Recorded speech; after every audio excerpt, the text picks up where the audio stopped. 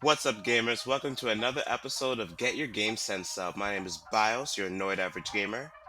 And I am Super Kami GP.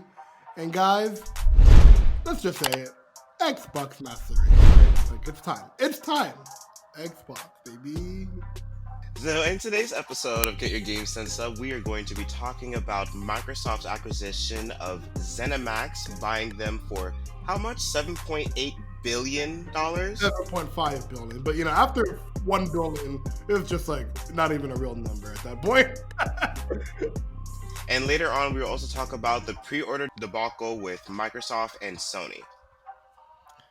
Before we even start, we just make it super clear that Microsoft buying Zenimax for $7.5 billion, and Zenimax is the parent company of Bethesda Studios, which is one of the most popular third-party studios out there, especially in terms of single-player games. Before we even really get into that, this is one of the biggest news, the biggest gaming moves in over 5, 6, 7 years. It's been forever. The last really big event like this was when Activision and Blizzard merged like 10 years ago. And when Tencent purchased the mobile games company that makes like that Clash, that League of Clash, whatever, I don't know. Clash of Clans? Clash of Clans, yes. For about $8 billion. And Tencent's in a lot of trouble. They're the reason why TikTok is getting banned and all of this stuff. But so who knows about that? But yes, this is the biggest gaming news in a long, long time that will have giant ramifications for forever, for literally forever, because that's theirs. And for the fact that Microsoft went into Zenimax and they purchased it for $7.5 billion in cash. Cash. Not even Disney could do that when they bought Fox. Granted, that was a much bigger sale, not like $17 billion or something. But even then, they purchased it like half cash and half in stocks. So the people that ran Fox have, they have some money in Disney now. Whereas Microsoft said, we're not giving you any stock. Just take our money and give it to us. That's a big dick move, huge dick move. And it's a big Bruce Wayne move, to be like, oh yeah, we're just going to buy the company. Like, we want that game, we're just going to buy the company. So it's crazy. It's crazy. So the biggest conversation after this huge purchase that Microsoft has done is, what does this mean for the future of games? Because we all know that Elder Scrolls 6 is coming, Starfield, and was there a third one? Fallout. And the Fallout series, the next But Fallout there's more series. than just those 3 games. As Bio said, there's Of Elder course. Scrolls, there's Starfield, there's Fallout, there's Dishonored, there's the Doom series, there's Rage, there's Wolfenstein, there's the new Deathloop, there's Ghostwire Tokyo. Of course, there's a PlayStation exclusive, which we'll get into, but the sequels of those games. There's so many titles under the Bethesda brand. It's ridiculous. And Microsoft swooped it up in a snap of a finger. And now the biggest complaint of Microsoft of this past generation and Xbox is they have no games. Well, get out of here. Not only that they already had 15 other studios that they purchased over the past 2 years, now they have 23 studios after acquiring Bethesda. They have 23 studios, and almost all of their Bethesda studios are single player games. And the few, the games that Microsoft did have, like Halo, Sea of Thieves, State of Decay, Gears of War, those are all multiplayer. Forza, those are all multiplayer. Where Sony is very big on having great single player experiences. Now, all of those experiences are straight up Microsoft, straight up belongs to them. So there's a lot of people just, everyone's kind of freaking out a little bit because they're like, okay, so what does this mean for the current lineup and such? So according to what Microsoft has announced, or the independent studios announced, is that the games currently will still be available on the multi-platform with Xbox and PlayStation and so on.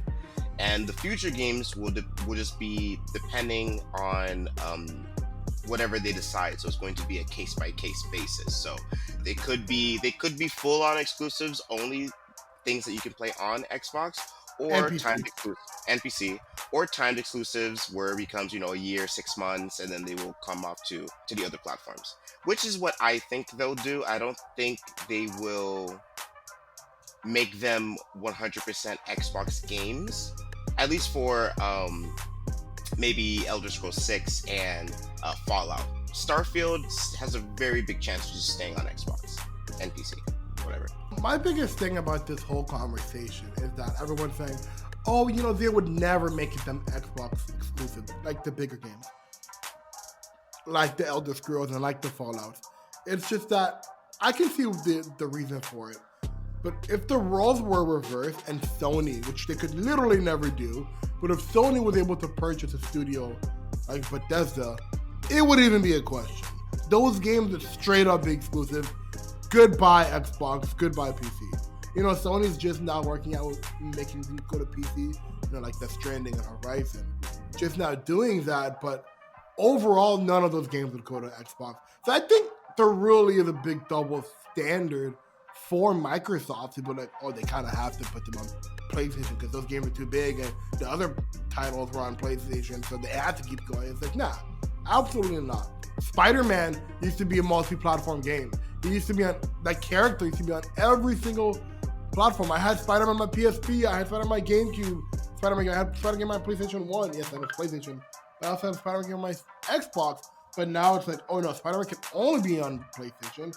I like games for Avengers and, Spider-Man PS4. And sure, I'm salty, but I'm not gonna be like, oh yeah, that is their character, so that's theirs. I'm not gonna be like, they have to put it on there, it's too big. But when it comes to Microsoft, no, it has to go. It's just like, y'all are just the biggest Sony lovers, and I just don't get it. I really don't get it. I'm not saying they are not going to do that because of it's Microsoft. And so I'm saying that they won't do it only because of the dialogue that they've been giving us when it comes to the games. So I just feel like if they were to really take that away, not that that would be a major negative, because for me, it doesn't matter that much, but for the people it does. But I just feel like the way that they've been talking for, it's about the games and their attention of bringing people to their service. So yeah, they would leave the game still available, but to bring people in on the Xbox side, would you rather play Elder Scrolls 6 for $70 on your PS5, or would you pay $15 a month and get that game day one with a whole bunch of other titles? That's what I really feel is what they're trying to battle and where their strengths are. Sure, yeah, they would still have their exclusives, of course, but I feel like if they didn't do that, I don't think that's a knock on them, only because that's just the way that they want to portray themselves, to be a much more friendlier and, consumer friendly, etc. company than like Sony. Everybody knows Sony. They are the way they are, and they don't get enough flack on it, which they should. I still don't think like that's like an attitude that Microsoft has to do because it's Microsoft, like they don't need to be Sony to beat Sony when it comes to that type of stuff. Okay. What's it called? In terms of the whole, would you rather get it $70 on your PlayStation or $15 on Game Pass? To be honest, if it was the other way around, like if I was a Sony guy or a PlayStation user, I would just pay the $70 because that's the price games are going. And if my friends are on PlayStation, why would I move? I wouldn't move console just because it's cheaper on a different game. So that's just one franchise. Let's say you don't, like me personally, I don't think I've ever played a single Bethesda game because I don't care for them. I don't really care for Rage or Wolfenstein or Doom or Fallout. Starfield was the first one that was interesting for me, right? So like, let's say if you're just an Elder Scrolls fan, you love Skyrim, you absolutely love it. And they're saying Elder Scrolls 6 is going to be $70 on PlayStation and $15 on Xbox. I would just pay the $70 because that wouldn't change anything. That wouldn't make people really go to their ecosystem. If you spent $7.5 billion in cash, let's not forget, $7.5 billion in cash to acquire this, why would you not make the biggest ones exclusive? Like, again, even if I think the best case scenario would be at least a year, because people say, I don't want to wait a year to play this. And again, people that have a PlayStation 5, they spend either $400 or $500, maybe they don't want to spend $500 in the Xbox Series X. But guess what they can buy? They can buy the Series S for $300. The Series S for $300, and it will be 1440p, 60 frames per second, and 120 frames per second. That's a great win. That will get people in his ecosystem. It's like, oh, do you want to buy a gaming PC for $1,200, $1,500, whatever, or do you want to buy a Series S for $300 and Game Pass so you can get the game day and date? That's more of a sell than just, oh, because it's $15 on Xbox, it's a better value. No, that's not the case. If someone has their friends and they're used to that PlayStation ecosystem, just because Starfield or Fallout is on Xbox for cheaper, it wouldn't just make someone up and leave. They really need, and sure, Microsoft has said they're more interested in competing with Amazon and Google for the future of gaming, in terms of game streaming. But, they still want people part of the ecosystem. They still want to make sales. It's not show friends, it's show business. It is a business. They are trying to make money from these consoles.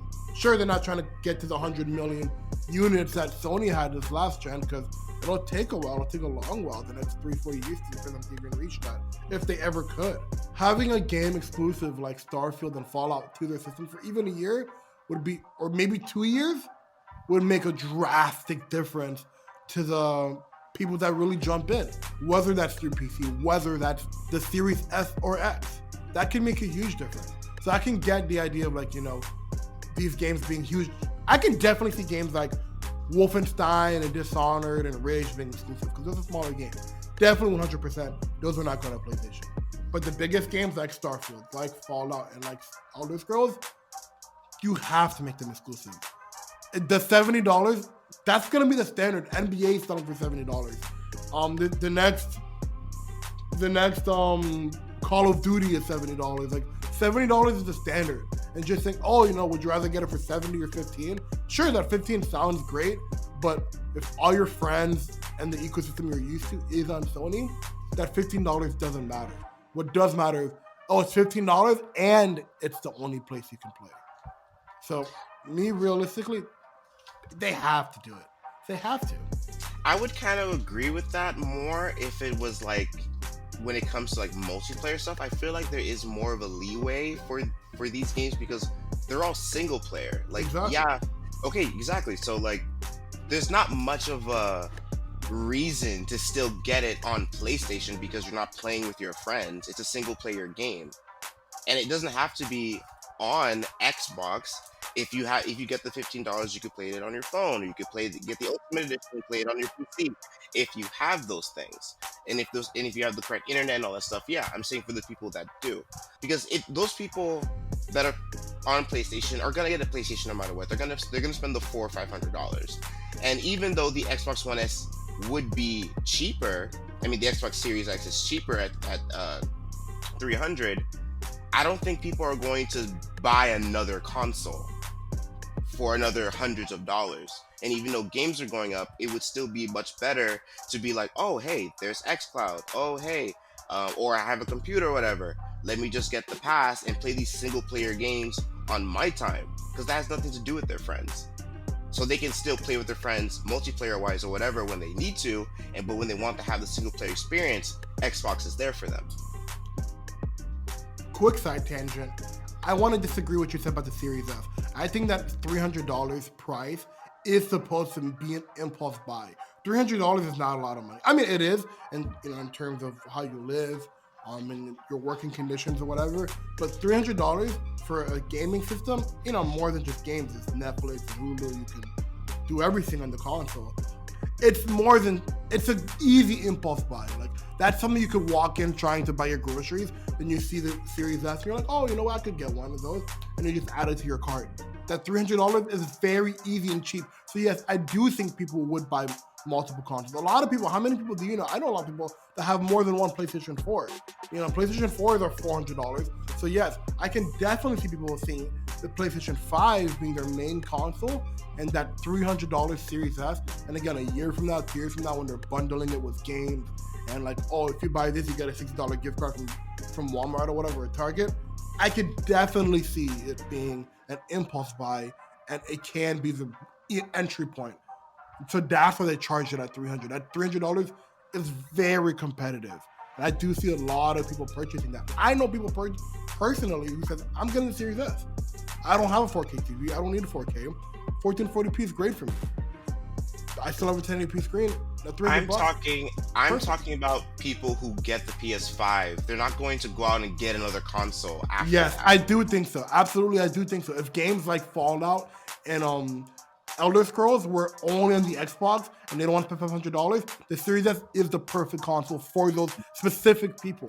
I But absolutely do why think so. why would they get another console when they can easily have access to it for $15 through the online service?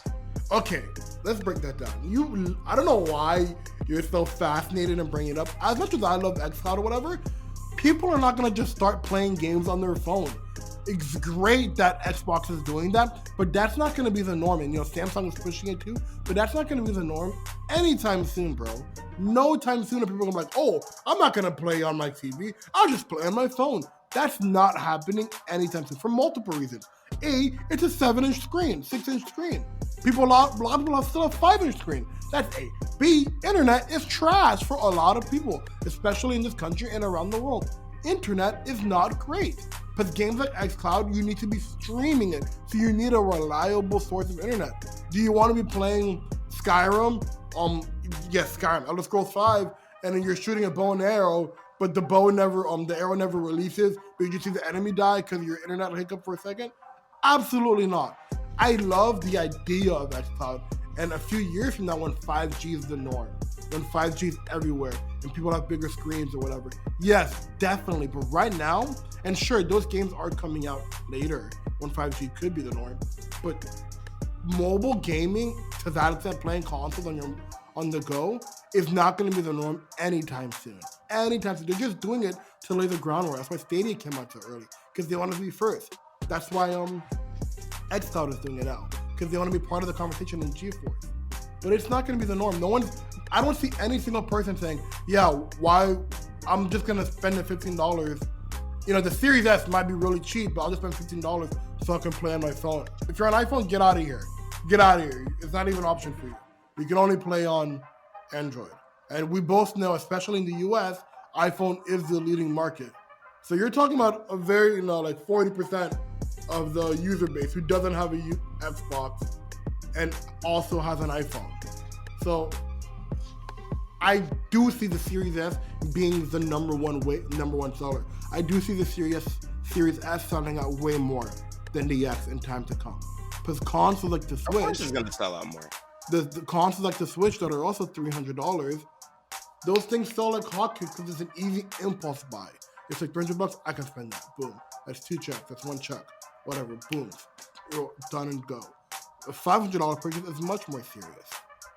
So yes, I'll see a lot of people. The same way you have people have multiple PlayStation 4s. You have multiple PlayStation 4s. Yes, I know you and your brother have. It's for you and your brother. But like, the point is, people have multiple consoles. So it's like, why wouldn't they get it? I just don't get you saying, yeah, people can have the same console already, but no, they wouldn't get a second console because it's a different brand. That's actually exactly it, because there's plenty of people who are as you can obviously see, like you and I are quote unquote woke when it comes to the console wars, and like we're fine with having multiple platforms, but other people aren't like that. Like there's still people to this day, and we see it all the time on the internet, literally still fighting about Xbox won the wars, Sony won the wars, Xbox used to go to blah blah. So those people still exist, and that's a lot of people who are dedicated to either brand. So even though one console may be cheaper and yada yada, that doesn't necessarily mean that those people like on Sony's end are gonna go over to the Xbox and get it. That's why it Especially, should be exclusive. That's the exact reason why. And yes, it should be exclusive. And I'm sure that's xCloud, but those same people are not going to be like, oh, I'd rather give them $15 so I can play on my phone than just spend the $300 so I can play on my TV. Especially big games like Fallout and Elder Scrolls. Phone gaming, as much as cool it is not the future. At least not in the next 5 years. It's not. Absolutely not. not saying that it's the future. I'm just saying I think it's a more appealing alternative than Sure, getting the it's console. not an alternative though. It's not an alternative to playing on your television. It's not an alternative. Playing on your phone is supposed to be an accessory. It's not supposed to be your main form of playing. And again, we are not there yet. Absolutely not. And the market is not going to just go, why would I buy a PlayStation? Why would I buy an Xbox? I can just play on my phone. That's not happening. Your phone is not going to replace your Switch. Switch is a dedicated mobile I'm not device. saying that. I'm not saying. I'm talking about for people that already have like a PC or a PlayStation or an Xbox. I'm talking about secondary. Like Yeah, secondary to not a those lot of people. people. Yeah, I know. secondary to But I'm those saying people. a lot of people are not. It's not really appealing to be like, why would I get an Xbox? Like, sure, maybe those games will be exclusive, but it's not going to be like, why would I get an Xbox when I have so and so at home? Because so-and-so doesn't have the game you want. So-and-so doesn't have Starfield. So-and-so doesn't have Fallout. So-and-so doesn't have Halo. So-and-so doesn't have this and that. That's the exact reason. That's the exact reason why. Halo has been on Xbox forever, and there's plenty. No, of but people. I'm just talking. Okay, but now I'm just talking about all the new platforms, all the new games they're having. Right? What? It doesn't matter if Halo's been on Xbox before. What if the new Halo is one of the best games in the world? Doesn't matter. It does matter. No, it doesn't. It does matter. It doesn't. If Halo was, for whatever reason, blew up the same way Among Us has or Fortnite, people would buy it. Absolutely. The games matter. As we always talk about, it's the game. The same thing, you always tell me to get a PlayStation. Why? So I can play Spider-Man. So I can play Horizon. So I can play God of War. Those games are exclusive to that console. Why would I need a PlayStation? I already have an Xbox. But have you got a PlayStation? No, I haven't. Okay. So I want to, but I just haven't. Okay. Right? The same thing with those people. If someone really cares about Bethesda games and they really want Starfield, they would get it. Absolutely. For $300, absolutely. The PS4 is $299. Yeah, you're right. It is $299. So you can get it and get Spider-Man. You're right. But you don't want to. You're right. But yes, it's not. If PlayStation had some sort of cloud streaming or whatever, I would not be like, why would I get a PlayStation so I can just play on my phone? That would not be happening. I would not be playing God of War, Spider-Man, or Horizon on my phone.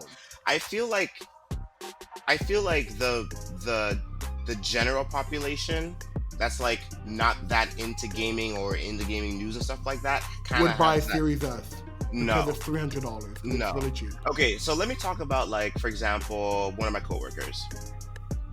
He used to have console, blah blah blah. He didn't really play console that much. He just whatever, just played when he needed to, yada yada. But guess what? He plays a lot of mobile gaming on his phone. And guess what? He started using a lot of. I don't know, controller. He tried out Stadia. He liked it, but he didn't stick with it. And now he's doing xCloud, and he's super excited for this thing to actually go live. For someone who does have a console and they're not in the gaming market to actually have that kind of mentality to be whatever, he prefers to play on his phone because it's more appealing. It's much more easy for him to get into. Now, I'm not saying that it's going to be the norm. It's going to replace everything. I'm talking about the appeal. What does it sound like? What's more affordable? What's more accessible? Yes, and I do think it is very accessible, but I don't think it's an alternative to buying a console. That's fine. That's not what I'm talking about. Okay, yes, but I think the general public would rather just get a $300 console, 100%. I'm not sure about that. Okay, we'll see. We will see in 2 years' time to see how well the Series S is doing when it comes to games like that. Absolutely. Again, the reason why the PlayStation has been so successful initially was for the cheaper price, but now the Xbox and PlayStation are the same price. But it's because it has those games like Spider-Man, like God of War, like Uncharted. Those are the reasons. So if Xbox has their biggest games, the biggest Bethesda games, and the games that they're making, like Hellblade and the next Forza and the next year, I don't care if you want to say those already been there, but it's still big games. Fable, the point is people would want to move over for $300 or get a PC. Sure, xCloud is a great accessory, but it's not.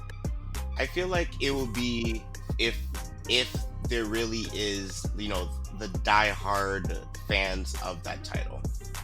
Again, yes, but it's not about the die-hard fans. It's not about the die-hard fans. Again, well, for those titles, yeah. If they made for it those titles.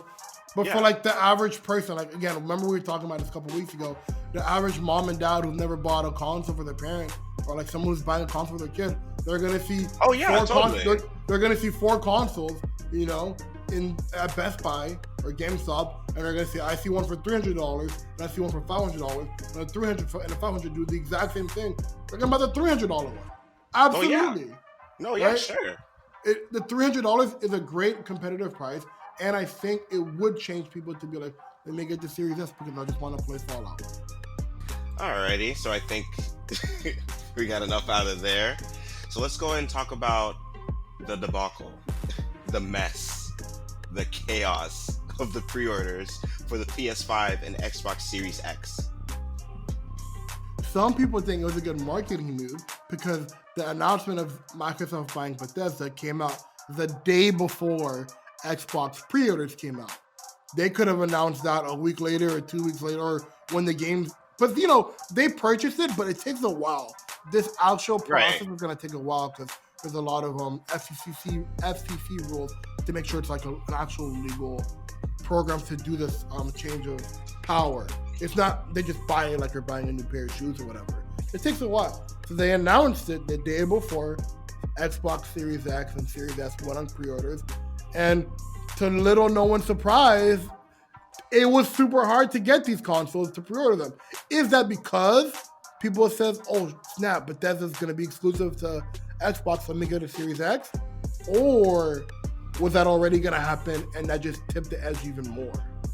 So some people think it might have been a smart plan. I think it was kind of smart. Like, hey, we got one of the biggest studios in the world under our belt now. You need an Xbox.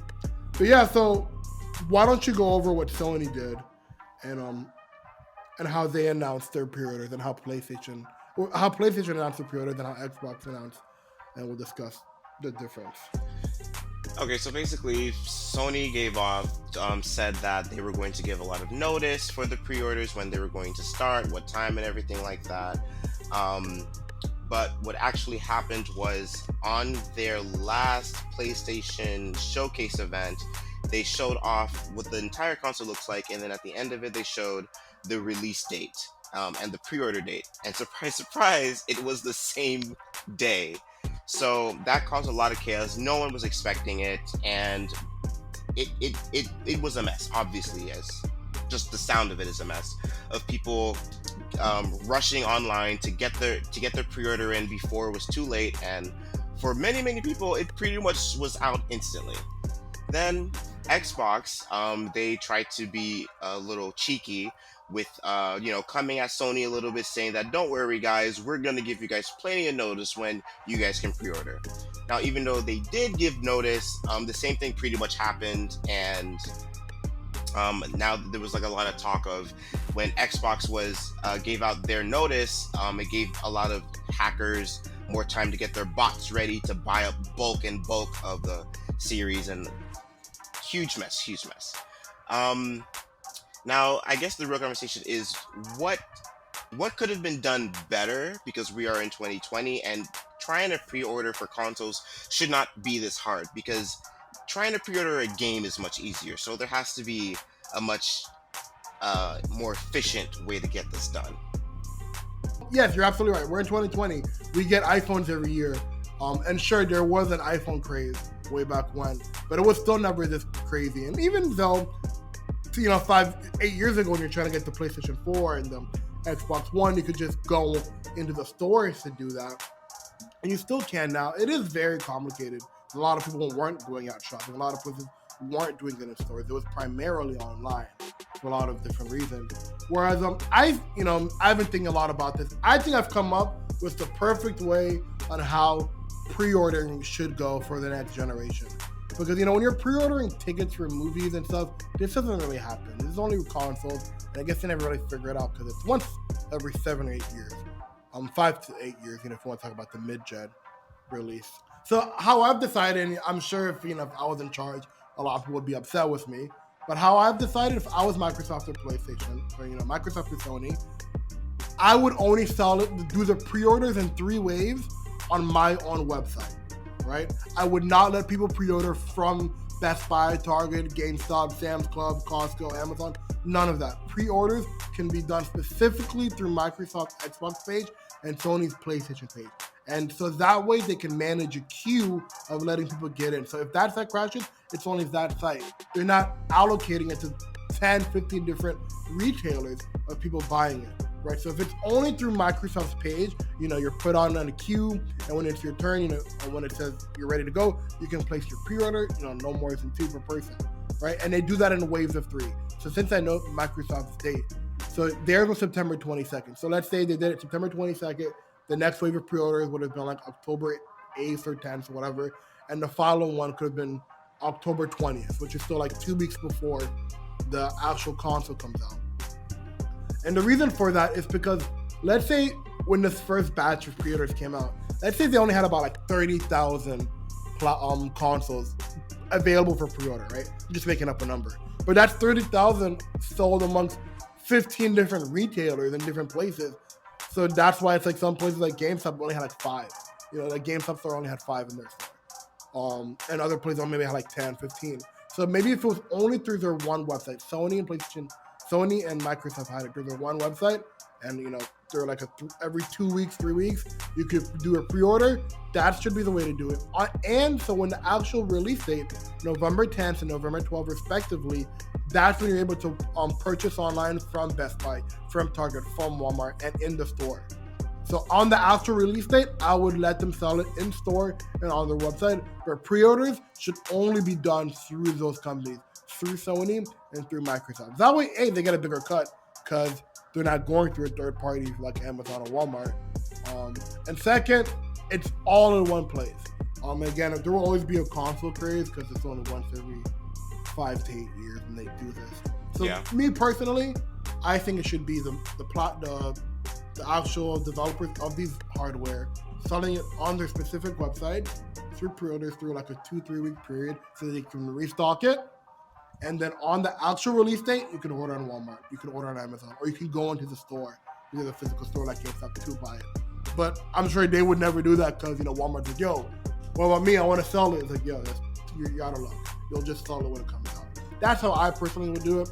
And that way, there's no confusion of where can you get it, who still has it, and how many they have. It'd be one and done. And I think that's how it'd be very easy in 2020 or 2028 when the next one comes out. I think that is a pretty good way to do it. And when it comes to the day for the consoles to be sold, they would have a much easier time sending the original stock that they need for the day of release, because it's still going to be a big day, if not maybe a little extra. So exactly. That's actually not bad at all. Exactly. I just need to find my way to in Microsoft's boardroom or Sony's boardroom and say, hey guys, you done messed it up. Let me tell you how to fix this. Don't worry. Some other YouTuber or person would listen to our video, steal the idea, say it to them. It's gonna keep going all the way up to the top, and then in a few years, you're gonna see it. We're gonna be like, "That's our idea." That's our idea. Our idea. What's this R? This is a super commie original, boys. Whatever. But yeah, not bad at all. So, did you get a PlayStation or Xbox? Did you try getting one? I tried, no luck. I'm just gonna wait for the day they actually come out. Yeah, same. Mm-hmm. I still haven't. I'm actually still kind of decided between the Xbox Series X and the S. I'm gonna get the X. All right, guys, that was this episode of Get Your GameSense Up. Let us know down in the comments what your thoughts are on the topics that we talked about today. Let us know if you have a plan for how Sony Xbox can actually do better for next time. Let us know. And Super Kami, let them know where they can hear us. Hey, guys, we are on all available platforms for podcasts. We are on iHeartRadio, Apple Podcasts, Google Podcasts, and now there is the new Amazon Music. It's a brand new platform, and they have podcasts on there. So we're everywhere. And of course, we are on Bios 101's YouTube channel. And guys, always remember, get your game sense up.